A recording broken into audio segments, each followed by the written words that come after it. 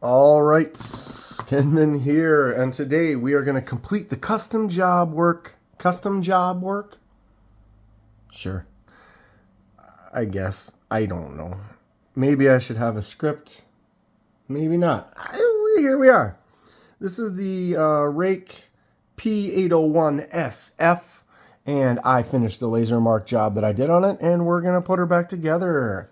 Before we start, I'm not sponsored by anyone, and I purchase everything at retail price. I do these videos because I love discussing knives and sharing info and ideas with others. If you have any questions or thoughts, please feel free to comment below.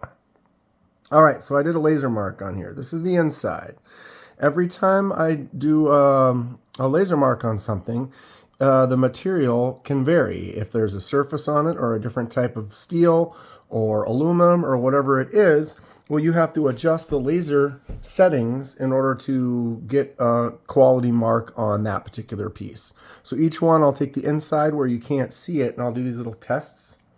If you look here, the one on the, I can't even see, I'm sorry. Over here is a little bit lighter. Is that out of focus? Focus. And then I changed the settings of the laser just a little bit and darkened it up. Kind of got happy with that dot, and then I decided to go for it. And here is our final pattern. Comment below. What do you think? So, funny, I'm not sure exactly what happened, but I did this side first, right? And if you look at it, excuse me, kind of get in close here. The actual laser mark is the lines in between the rectangles, I guess, or the diamond shape. I held it this way. So this was kind of a brushed kind of aluminum. So the whiter kind of section is what it was before. And the actual laser mark is this black thin line that goes around the diamonds. And I tried to give it a kind of a darker color, but the way this material is, you can see it kind of changes at the angle that you look at it. You can make it a little more shiny, a little more dull depending, or a little bit darker right there and a little bit lighter right there. It's interesting, but I'm pretty happy. It's kind of a uniform mark. It turned out pretty good. It altered a little in here. It got a little brown because of this scoop, and you have to set a height, and so I kind of flattened it out, and then it hits all at the same height. But if it changes the height, like inside of there, it's a slightly different, come on, focus, slightly different height, so sometimes you'll get slightly different results.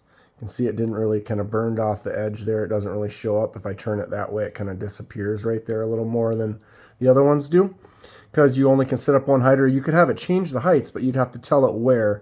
And I'm kind of giving a generic rectangle shape and just letting it hit across the whole thing. It's kind of the easiest way to do it. But by taking it apart, you can let it go through those spots, and when we put it back together, it'll look cleaner. Over here, got a nice uniform mark as well, but we have this little spot right there. I can say I decided to make that an arrow, like, oh, there's your arrow where to reach in for the liner lock. But reality is I'm not sure what happened. They are mirror images of each other. Oops. So I did this one, or that's the one, and then what I did is I took the whole thing and I copied and pasted it and then mirrored it so that they are opposites, right? And for some reason, it hatched one square. So that hatch meaning it filled it in rather than leaving it an empty space. It went brrr, and the laser actually hit that whole spot. It's funny that it did it right there, right where it would be kind of a point to where the liner lock is going to be. But yep, I didn't notice it when I did the transfer, and I looked and I just hit mark because I thought it was changed, and here we are. I'm excited. It's going to be fun. Let's put it back together. 4 minutes in. Holy cow. Chatty chat. All right. This one has a very interesting pivot. It has a little notch. You can see that right there. I put this on that side, help me remember which way it goes. But you basically, it's a barrel, and the D is on this side here, so it slides in flush like that. I had a hard time getting it out because I pretty much the pivots would be two pieces, not two screws and a middle piece. So it kind of threw me for a little loop there. It has these little collars. It's going to drop that collar over. And then I am going to screw this in. God, that's so weird. Go ahead and grab it's a T8. So I'm going to basically bring that one all the way down back onto this barrel. Tighten it down, but see, now it moves. See, that was what was weird, is I couldn't figure out when I was right here, like, what is happening? But, so I got that tight, so we're going to use all the pressure and the tightness from there, because you can see this still kind of goes back and forth like that. It's interesting. It's nice every time you get a different knife, you might learn something new on how they do builds. Okay, so we have a couple of spacers that just drop in. They don't have any D notches or anything like that, so we're just going to set those like that. We have the stop. Okay. Blade. The bearings are the same on both sides. I always try to pay attention to that in case when you put it back together, you put it together the same way you took it apart. There's that blade and the other bearing. I'm going to bring the blade closed for now. Try to be cautious. All right. Is that really all there is? This is so strange. Right? There's usually liners. There's no liner or anything whatsoever. It's just that. Okay, so we have this other little blue collar piece. And since we have a little pressure from the lock bar, I am going to get this started. You have to be cautious when you put a knife back together for centering of the blade.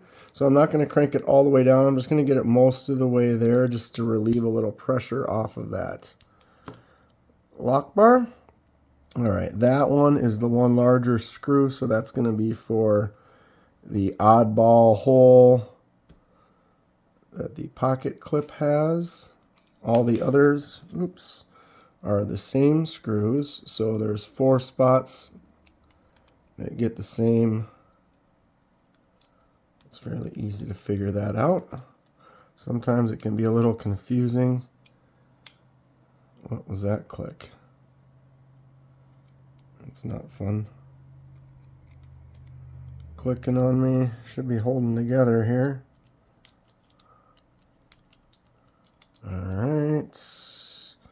So pocket clip only goes on one side on this Ruike. There's a couple companies. It's not Ruike. I know that. This is a Ruike. Okay. And now we will try to get this pocket clip on here. So the smaller normal screw goes in the back. Wonder if I can drop that in there. Not bad. Oh, then I lost it. Okay. I am going to use gravity to my advantage.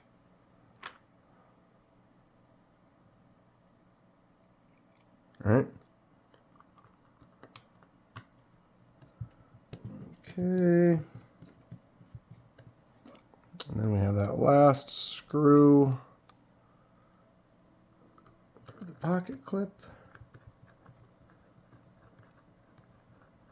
All right, now we need to worry about that centering. So see, the blade is way over there because it's loose. So I'm going to crank it down. Is it this side or this side? All right, I'm not going to super crank it down, but I'm going to crank it tight. See, so now it's closer to center. Often you kind of want it a little bit that way because when you loosen it back up, it's going to head that way just a little. Okay, so now we will go ahead and tighten everything else down. Are these spinning with each other? Are you kidding me? Wow. I need...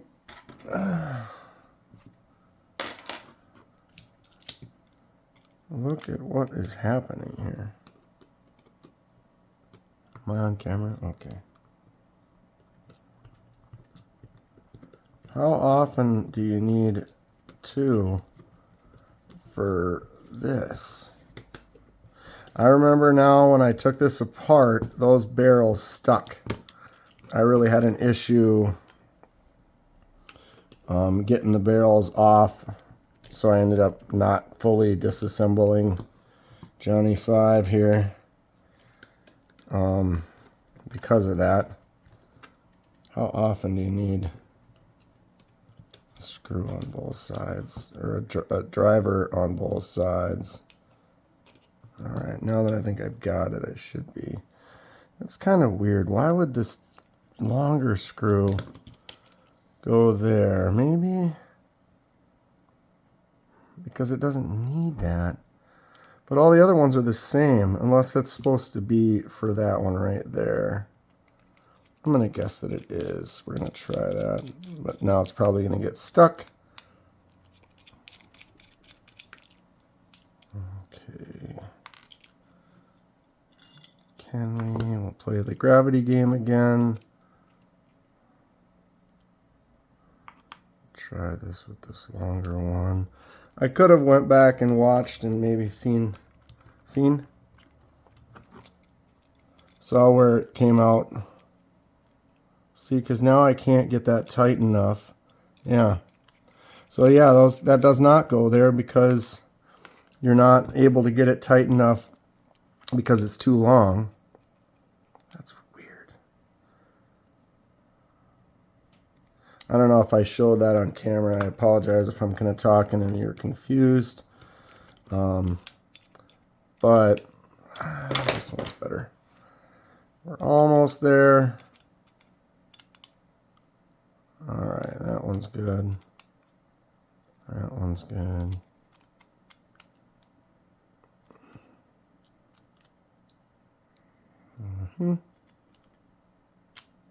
Oops.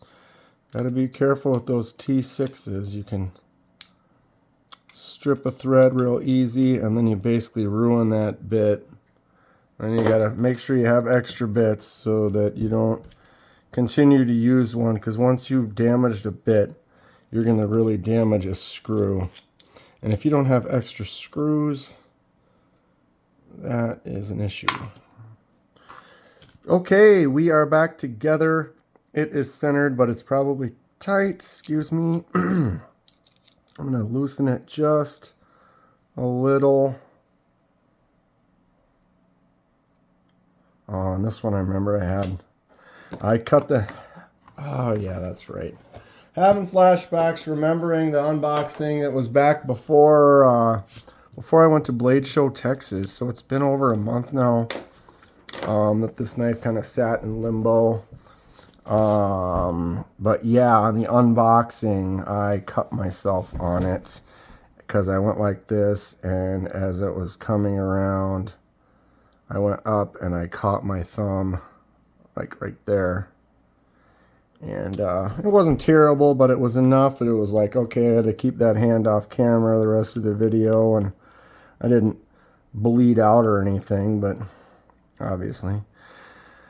Okay, so we are here. That was my, oh man, I might have bent the lock bar a little too much, maybe not. Alright, I'm just nervous with this knife because I cut myself on it already once. It kind of makes me a little weary. I'll be okay. Alright, so we're good. Here is the Ruike. It's the P801 SF 14C28N blade. Nice little blade steel, nice looking knife. Got that steel handle that we did the laser mark on. What does everyone think about the final look? I had issues opening this knife. There we go. And it's because it's a exposed lock right there, and lefties, you can kind of put pressure on there. So if I go like that, I can't flick it out, but I can, oops, get it with my thumb. And then it does have the flipper tab as well. Ooh. But you got to be careful not to put that pressure on that lock right there. It just gives it a little bit more difficulty talking, Kenman. But yeah, it's got those little blue accents on there, and then the thumb stud. It's got a nice look. This is an interesting knife. This is a budget knife. It's been around for a while, but I think it looks nice. It has a good feel to it. It's a good size. Those jimps, and it kind of goes up just a little bit. I like that, kind of a ramp up. Easy to keep your thumb in that spot right there. What's everyone think of the final product here with this custom little laser work that we did? Gonna keep doing stuff like this. Gotta experiment. It's in me. I love artistic things. I'm gonna be doing more die projects. Get back to the scrimshaw. A lot of fun stuff going on. I'm gonna dye some micarta. I haven't done that yet, but I've been testing out a lot of laser marks and on some different materials and having fun with it. And man, that does look pretty sharp, huh? Wow, 16 minutes. I'm going on and on here. Okay, we have the Ruike. I keep saying that wrong. I looked it up. It's R-U-I-K-E. I think it's pronounced rake. P801. Cool little knife. Had fun. Comment below. That's going to be it for today. If you enjoy what you see, please hit that like button and subscribe if you'd like to see more. Helps me out, and I really appreciate it. Stay sharp. I'll see you soon.